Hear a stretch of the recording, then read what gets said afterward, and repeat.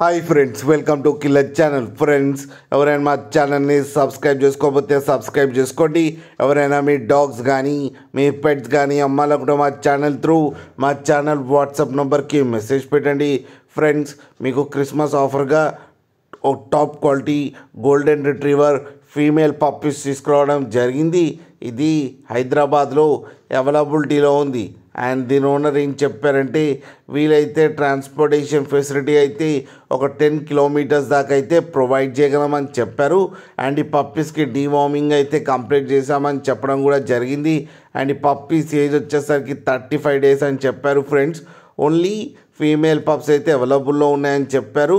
And each female పప్పీకి వచ్చి 9,000 rupees అయితే demand చేస్తున్నారు.